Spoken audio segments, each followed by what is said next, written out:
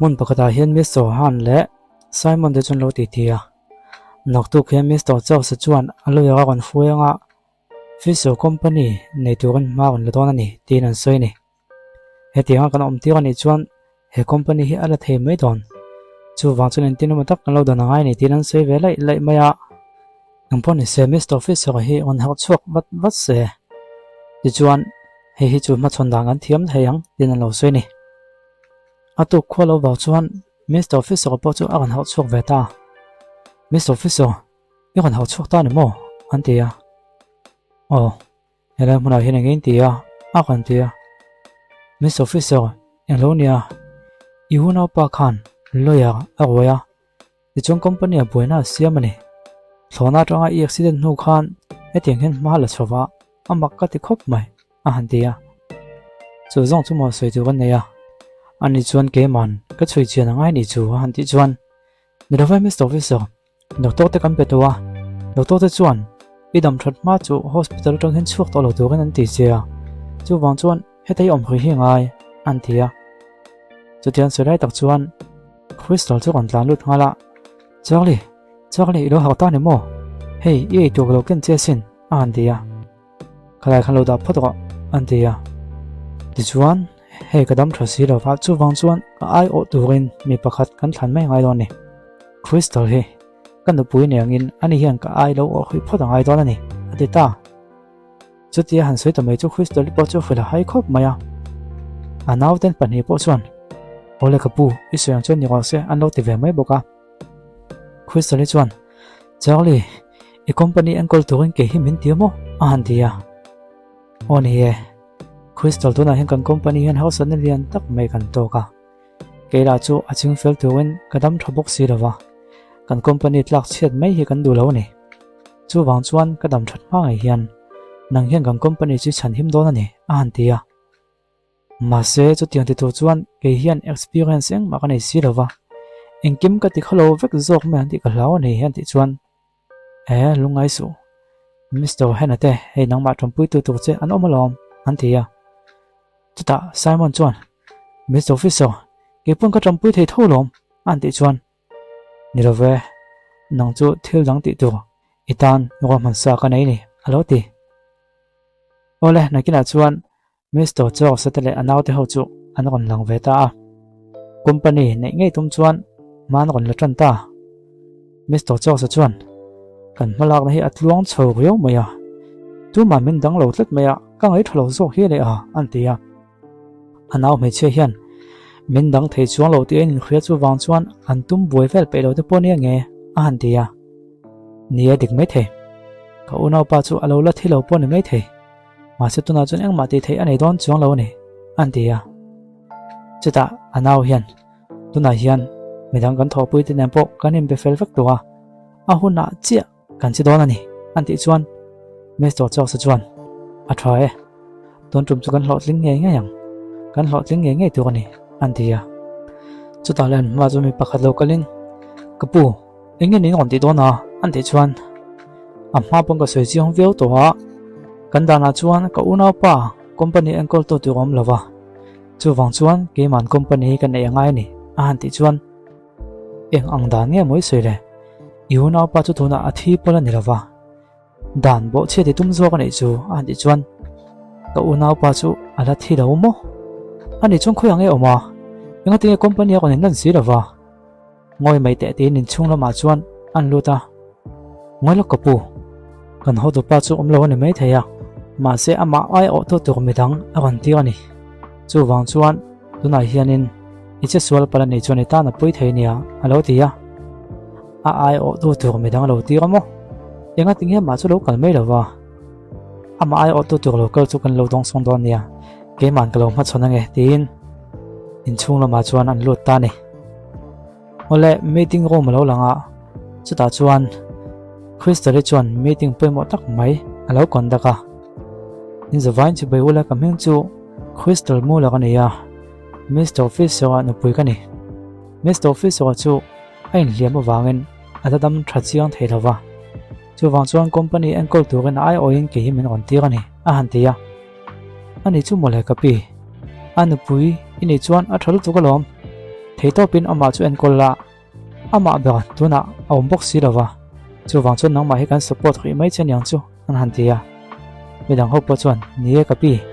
vuna tong chuan kan ho tu nu ini to ni chu tin an lo pom ve ka ni midang ho po chuan bi quiz tali tilovin ani hi bi fisher mrs fisher tin ko toila thang ten lo tia committee member ho channel lo support liam hloma chu ta le Mr. Charles chon lut ve ta helai huna hianin tunge lem lon changa he company en kol tu tan hian tumo mithak local chu akon tia crystal chon nang he Mr. Fisher a unau pai nyang mo an tia oni e kaming pui khana nge a han ti chon a helai huna hianin boina siam tu ka kal ka ni lo nia an tia Mr. Charles chon buana siami du lo chun eng wange helai hmun ai ne lo kala te na maya chuan ben ngal mai han tuma ma se Mr. Han chu uncle-in ithil ti lai khadu to ko I una pa nu pui ni kha awan ti ta chu ta la Christ report chuan nie ke hi Mr. Fisher nu pui ka ni ati chuak ve ta ma se Mr. Charles chuan ka una pa chu hun rei tak chunga bo to tuna nang lo kala anu pui ka ni ron ti ngo tamo enga tinge do ti soya ka una pa chu thinge dam ti pokan kho theinem anti chuan Crystal chuan I una pa chu la damani tuna hin dam doina om me ka ni a han tia ma se Mr. Charles suna oi lova a una pa chu a thi to nin angai thu a soi ni ma se Crystal chuan ka tiang khan soi vak mala engma ziom chuang lo Mr. Fisher chuan company hi ke en kolatan ada tin thil thandan vel chu han soi fia midang ho po chuan an lo pom thu an lo soi sap hlomani chulawa am pu ber no pui ani ti bo chuan poma company po chu sik soi dang lam ngai lavin thatak le tlong taka akal zel thai am be sei thu an sei po ani ma se Mr. Charles le anaute ho chuan an oilo khop mai helayam he chia pakhat ong kala immi da delem moni le athu soi piang atinge in oi ha ri ngota an han ti chuan Mr. Han ani hi ron khoi rom Mr. Han chu merin tlak tak mai Mr. Fisher assistant ania Mr. Han chuan do sei lo to pang an lo ti midang ho po chuan nie Mr. Han hi Mr. Fisher kan ring ang ching ke ni pon kan ring ani an lo ti boka chu ta le Mr. Charles chuan in zawai hian in ata ni hi helaya hian Mr. Fisher na pui kan ni tin mai chu pa ta kong kala nang ni ho hian lo oi ha ri ta ani ne certificate ta point lo deal ve ik lo vem nia chuan helaya Mr. Hana ka unau pa assistant ve mai po hi ani poi company nei tu ni reinem ani poi kan thok ve mai nia ani po hi ol sam taka ban jung thei tho nia sin an tia chu tia kon seita ka chon thren kha tho chuan a soi chu adik ve tho mai Mr. Fisher chu kan mulo na gai tuwa alo dam to lo pon ni mai theya ani chuan tinge kan ti ta khang an soyang chuan in nei certificate chu kan en ngei angai ni chu mole an tia chu ta le Crystal chuan in nei certificate chu kan la nei che lawa kan in nei na ala gai lo boka apoi mo beka chuan Mr. Fisher chu accident na to tong khan a hriat na hlawa ti chuan tuna hian a hriat na chu kan nei le lein ala dam tha chiang lawa dam doina a omala ngai ni ti na kan soya Mr. Charles chuan dot mai ni in nei certificate a ani lo chuan nang hi ka una pa no pui in lo tina ni chu a chiang vio to e a kon tia ma se Mr. Han chuan milove ani hi Mr. Fisher no pui ngei ni ti hi ka fin fia the ni an ti chuan Mr. Han I thu soi hi kan oi vek bik hleinem chuan ni pat na thin Mr. Simon kha khong yam tak chuan ko una pa po chu khoyang e om ta kha an ti vera Mr. Han chuan Simon chu Mr. Fisher ti tu ka pe ni chu wangin helai mun na kon kal thei do ni inge chu ta chom boi nei an ti chuan Mr. Charles chuan ka nang vel chi ni nang ni ho hian lemin chang vel me ni Fisher company hi anei tu di takin ke en ko langai to ni a han ti chuan Crystal chuan chuan kol tu ka ta na ti chu ke ma hi ka ni a kon ti ya nang nu hi tu nge moi ni le helai mun ta chuang hal vat mai te an ti chuan Mr. Han chuan nirowe asoyang khan Mr. Fisher chuan ani hi en kol tu hun mo phona a pe ni alo ti ve mà sẽ Mr. Châu sẽ cho nó oi lâu tóc mày em nghe tiếng nghe anh hi alama in trăn tất ta anh hi na bùm dỗ tổ châu này hiểu lẽ hàn thì mà sẽ Mr. Hana chọn thấy to cái hàn sấy phía anh hi oi lâu này chuan tuần trước mà anh cần phiền phía thấy lòng Mr. Officer file bôi mọ rong rong anh hi na hong thấy này cho ta trong chuan anh hi anh tắc tắc anh tin khơi thấy mấy anh hàn thì chuan mình đang hô chuan ê này tắc ang anh hi Mr. Officer file hong thấy này phốt chuan anh nó bùi nghe này thì bộ cần chiang thu bộ còn oi tổ bộ còn lâu thì thả lỏng sếp cho lâu là không thấy nghe không thấy đâu chứ lâu em không lẽ thì Mr. Châu sẽ cho nó xoay mà sẽ nào mấy chia chuan cái bộ phim của ông chơi hey anh nói mình nó xem với anh mấy thầy cái nói mình nó xem hết lọt linh trap tổ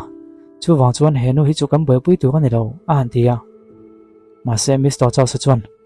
hè nó hít đồ tập xoay này thì gần phim việt đâu chuan mình đang hô hiền mình đang đón lại nè chú vàng chuan sếp chú không thấy em thì cái này đang không thấy đâu này chuan vì này gần được rồi con này thì mình đang hô hiền không mấy đó là lòng anh thì mà sẽ Simon Khan sếp password thà khuyên này lắm nè anh đi hôn anh Khan đầu trong wallet anh đi hiện đầu không thấy ta sẽ anh tin cái này anh thì mà sẽ Mr. Han chuan in phết số này chú password khơi tu chú mà Mr. Officer cho này tu man mi đang ngân khơi lâu nang mani khan in khơi số zo con này han thì chú ta Mr. Store sẽ chuan try in nhớ boy levin save cho lâu lâu là không có xe chiang mai ang anh thì ta chuan file boy mo khom na anh còn là hay là hắn không tệ lẽ đó thì suy nghĩ với chuan lem mi chana vàng hiền dễ là kan đã ngay ang che anh thì Crystal chuan anh nhìn lại lâu không thấy thật sự là anh tin nghe niang ở ta, ý không thấy ni chuan, năng hi, lem trắng in lâu này thì na niang chuan ít thứ sấy tập bộ, còn oyang hàn thì Crystal chuan mình đang hôn hẹn chuan, ole, hết xe phi hồng của tôi mà, có không thấy ni chuan có thứ sấy giống giống khả năng ni bọn nên oyang thì anh thì chuan mình đang hôn chuan, để cái mày, còn oyang, cả xe phần thế na password cả Mr. Officer chuan là hia, ý không thấy ni phốt chuan anh hụp bụi ni thì chu phim phía cho khó bằng hàn thì ole try chuan thil dang pakhat ka soi le do ni he se fi ko hong the ni vei chuan Mr. Châu se hi Fisher company tang hian bang wang se entika ma he company hian ron le to lo se ka do ni chu kan pom tlang theim hàn thì ta Mr. Châu se chuan en thu nge moi soi le nang hi Mr. Fisher nu pui tak polo ni ma la thì sẽ năng tác chuan bốn làm mini thấu thổ khát tiếng càng chung của company chung trang sủi thế nào đàn khai em máy này đâu hàn thì chú ta Crystal chuan Mr. Officer chuan he company chung trang lệ password giống giống của mình khởi ngay mà sẽ năng u nào pa mà này điện mình bốc khởi đầu hi imi gì thì tất khi mình lâu là phần lâu này đòn hi cái lâu khai ngay miệng là va lâu mặc lẽ mày hàn thì chuan chú nu mấy chỗ thì bên ngal mấy hàn tu mà sẽ Mr. Han chuan là lâu đó nè đâu về có đi thắc này chuan buổi na thằng thui dọc mày hàn thì cho ta Mr. Châu sẽ nào chuan cái nên nhiều thui tóc đó viết bên cái kia tôi này hiền hết xe phi hòn tum lá yêu không thấy này chuan cái lâu ấy nắng chú thì ta hết thì lại hiền đầm đôi là mà thiếu sen khalo langa Mr. Officer hiền Crystal này là hiền a safe password kha alo khida ni password chu 329716 này kanu birthday ania atop lampang hi kapa birthday ni boka chutiang chuan ichin chia theyang kha document chunga khan thupoi mo tak mai kan company ta na thuok tam tak mai oma I hong thei ni phot chuan nang hian Fisher company hi iang kol thei don ani tia alo soi rai vel khalo lang ani ole ka khue lungai su chaw le ka thei to polo chuanga chuan nang polo dam thale vat la company chi on en kol chung zom la vat don nia tia soi rai te kha ngai to chok we ya ti chuan safe chu a han hong don ta password chu zoi muang chuan a han chua Mr. Châu sa chu lo zam deuh hlaka he mei chanu hian a hong thei tak angam o a hong thei nei ve chuan ni tinga kan tingo tin lo zam ve deuh hlaka ni ti chuan password chun chu zela a chu zo ta ma se van doi thak takin ai no hong thei ta tlat lo mai Mr. Châu sa chu an tong hal vata khá mô gần xoay khá anh hi min bố mà này hi à hồn thấy lâu hi chuan anh hi cậu nào pa nó bùi bỏ anh là vắng anh thì chuan Crystal chuan à vẫn mặc về mình khơi lăng thắp pin cái thứ gì à anh tin nghe một adik lâu thấy rốt lệ anh thì à thế lại mấy chân đâu hiền chuan làm đăng xiêm bên lúc tụi em nè i huay sen lẽ mày vì sao company chú này đầu tum về là mà sẽ thôi địch tắc cho hay rốt cái này vì sao company uncle to Mr. Officer chú à thiết đó chú vang chuan à unau pa là đâm hiền à ai chú ở ngay từ cái này anh thì à Mr. Jones chuan thật thum lại liam to kan unau pa à bố xin hi chú vang chuan kan company đàn là chuan cái hiền cái uncle to cái này anh thì à mà sẽ Chris lấy chuan nè đâu về Mr. Officer chú à là thiết đâu này các tiền khác là chúng trang suy thế là vang à là đâm mà lom anh thì à chú ta Mr. Han chuan nè kan pi hian password kha a zam deuh wangin a chudik lo palpon mai thesin ti da chin se thang a han tia ti chuan helai committee member ho po hian he chu Mr. Officer lama hian kala tonga chu wang chun helaya an pui lama poin la tron ka do ni chan spec le ka do ni an tia midong ho po chuan nie zam mi su han tum la chin te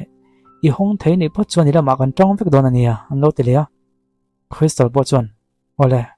kan tile china nge tin uluk tak chuan password chu an chu le a Mr. Han po chuan uluk deuh chuan alo en pui de ma se password chu adik lo tin computer chuan alo soi le ta chu da zat chuan Mr. Charles po chu a thla mo ta khop mai midang ho po chuan thinakim ta inga tinge ani hi elai mun an lo foya min bum tukin in lo khoi tin em nia an tia Mr. Han chu an mo pu ta Mr. Officer ai chunga that te lul ne nga tinge company he tianga bum na manga neile tu ka midang lo tho pu ya an lo tia Mr. Han chuan Mr. Officer hi ka phasan lo Mr. Officer hi ka phasan ngai lawang lungai su thil dik lo nga mo maneng kapi password chu ila khadi ka mo anti chuan o ama ngai min khila lom ka khia su thai lawang a han tia ichianga mo anti chuan Mr. Charles po chuan idu chuan I try đại thế lom mà se thil pakhat ka khilong che he se fe voina hi ni hong thelo ni chuan he company diglo taka thunai na lak ituma wang hian police hon hian ka report changai don ania antia now po chuan tuna hin kan tingal mai don emma le tuna hian kan man chuak ta boka police chu ko wila ani ran ching fel thei me ang chu ante ta nia chu kan ti mai ngai don ani han han ti chuan Mr. Han chuan nilove Mr. Charles ani hi yuna pa no pui ani tak tak lom chu wang chuan police na chuan in foi thei lawang a han tia anin nia le deuh talai lai mai Mr. Charles chuan nang po hi tula ni chuan police na foi che kan foi ro nia chu wang chuan a thla wang hi lo ho lo la thang tin anau te ho chun ko wa police na khoi go le an ta chutia annau pakhat local akun nung khek an tum lai chuan 3 akon tlathata chuta le midang ho chuan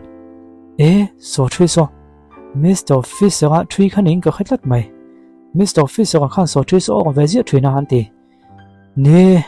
Mr. Officer 3 kha ani so intinge henu hian ro nei de theya aku sakti na emmoni don le an lo ti Mr. Han chuan ka soito kha ani hi Mr. Officer no pui tak tak ani lo male Mr. Officer chuan hi ape ni nge yang ten alo soi fi ve ta ni ole a chun zom chu episode le kan kon tiang lo chu hon lo chang la kan kon ti chok le ba don ya